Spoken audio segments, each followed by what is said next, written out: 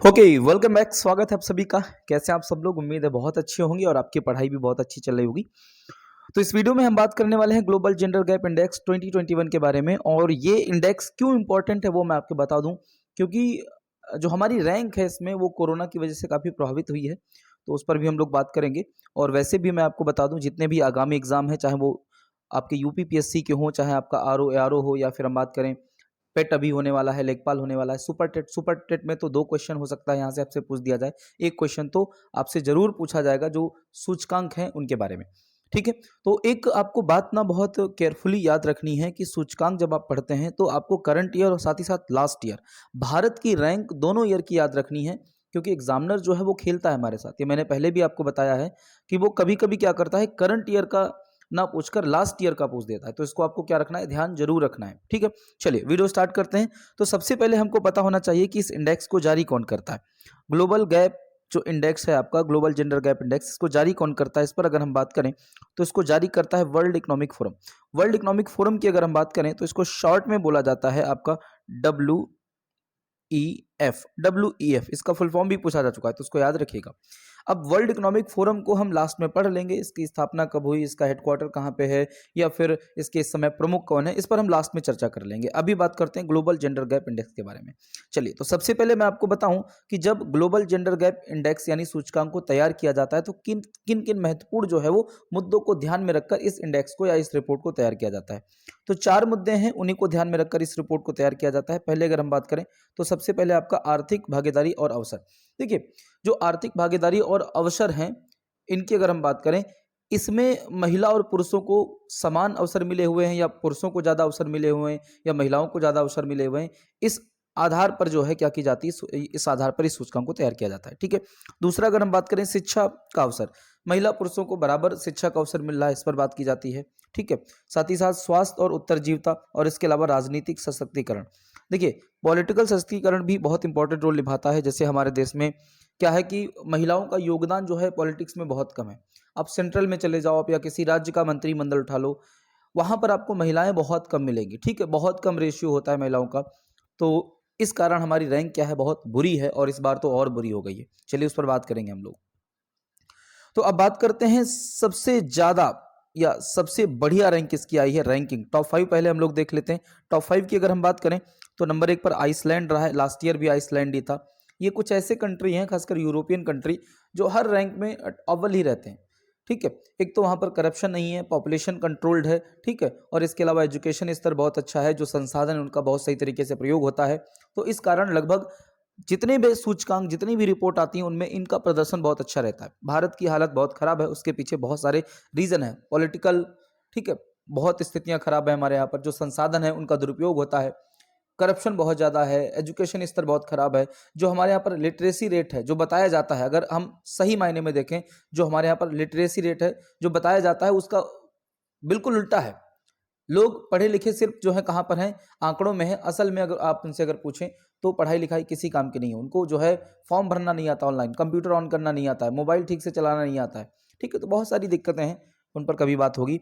Second number पर Finland, तीसरे पर आपका नॉर्वे है, चौथे पर न्यूजीलैंड है, और पांचवें पर रवांडा है। रवांडा आपको थोड़ा सा शॉक्ड कर रहा होगा, लेकिन बिल्कुल आपको मान के रखना है, रवांडा जो है 5वें नंबर पर है। हो सकता है पूछ दिया जाए आपका। अब बात करें इंडिया की। इंडिया की अगर हम रैंक की बात करें तो भाई 140 जो है रैंक है इंडिया की। 156 कुल देश लिए गए हैं, उसमें से 140 रैंक है। देखिए, अगर हम माने तो हम अप्रॉक्स बिल्कुल लास्ट में ही पड़े हुए हैं। ठीक है, पाकिस्तान की बस हमसे हालत बुरी है, बाकी जितने भी एशियन कंट्री हैं सबकी हालत हमसे अच्छी है। बांग्लादेश, इन सब की जो है हालत हमसे अच्छी है। पाकिस्तान, अफगानिस्तान ही हमसे बुरे हैं केवल, बाकी जितने भी एशियन कंट्री हैं सबकी रैंक हमसे अच्छी है। तो सोचिए, थोड़ा सा हमको शर्म करनी चाहिए। बात करें लास्ट जो रैंक है वो अफगानिस्तान की। 2020 में जो भारत की रैंक थी वो 112 थी, तब कंट्री 153 थे। ठीक है, थोड़ी सी हमारी हालत अच्छी थी, अच्छी क्या बहुत अच्छी थी। और इस बार हमारी हालत क्या हो गई, बहुत बुरी हो गई है। अब लोग कोरोना को दोष दे रहे हैं कि कोरोना के कारण ऐसा हुआ है। कोरोना के कारण पुरुषों की संख्या क्यों नहीं कम हो गई, महिलाओं की संख्या क्यों कम हुई है। ठीक है, तो ये सब कहने की बातें हैं। हमारे यहाँ पर अभी भी लैंगिक भेदभाव बहुत ज़्यादा है, और उसको दूर करने के लिए पेपरों पर बेटी बचाओ बेटी पढ़ाओ योजना से काम नहीं चलेगा।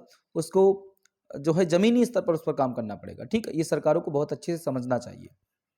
चलिए, बात करते हैं कुछ पॉइंट जैसे इसमें दिए हुए हैं। अगर कुछ पॉइंट की अगर हम बात करें, जैसे इसमें दिया हुआ है राजनीतिक सशक्तिकरण।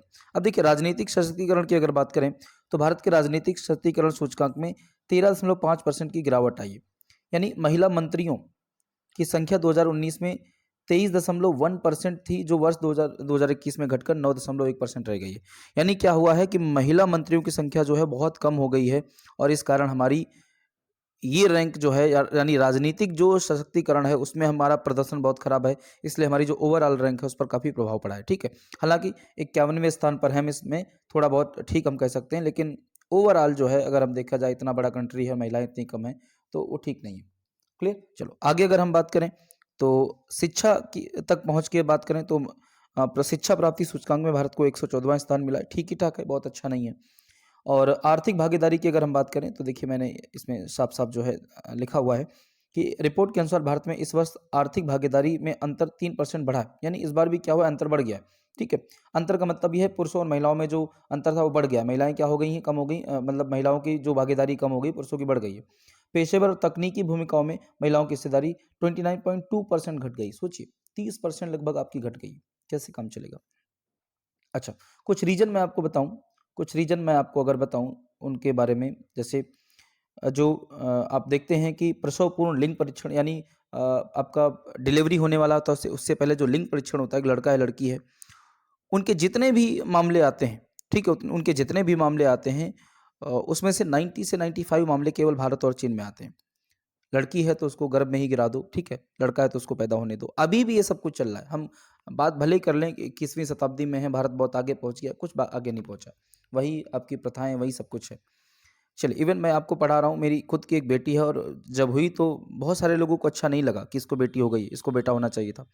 तो मैंने खुद झेला है। तो आप सोचिए, पढ़े लिखे समाज में भी ये सब कुछ हो रहा है। अब थोड़ी सी बात कर लेते हैं विश्व आर्थिक मंच के बारे में। देखिए विश्व आर्थिक मंच की अगर बात करें तो इसका मुख्यालय कहाँ पर है, ये आपको पता होना चाहिए। कोलोन, स्विट्जरलैंड में पड़ता है। इसके जो संस्थापक हैं वो आपके कोलास श्राब हैं, और स्थापना इसकी हुई थी 1971 में। ठीक है, 1971 में इसकी स्थापना हुई थी।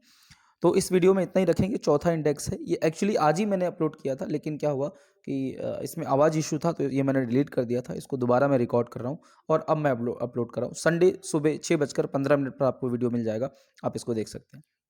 ठीक है, रेगुलर मिलता है 6:15 पहले। जितने भी इंडेक्स हैं वो समाप्त करूंगा, उसके बाद जितनी भी इंपॉर्टेंट रिपोर्टें हैं वो मैं समाप्त करूंगा, फिर उसके बाद जितनी भी इंपॉर्टेंट नियुक्तियां हैं वो समाप्त करूंगा। यानी करंट अफेयर मैं आपको बहुत प्रॉपर तरीके से पढ़ाता रहूंगा। वैसे तो आप पढ़ ही रहे हैं, लेकिन छोटी छोटी वीडियो अगर आप देखेंगे और उनका डिटेल अगर आप पढ़ेंगे तो आपका और करंट अफेयर मजबूत होगा। ठीक है, और बहुत बड़ा वीडियो भी नहीं, 4-5-6 मिनट का, 7 मिनट का वीडियो, आप उसको आसानी से देख सकते हैं। ठीक है, वीडियो अगर आपको पसंद आए तो वीडियो को लाइक और शेयर करें, और साथ ही साथ चैनल को सब्सक्राइब करना बिल्कुल मत भूलें। Thank you very much.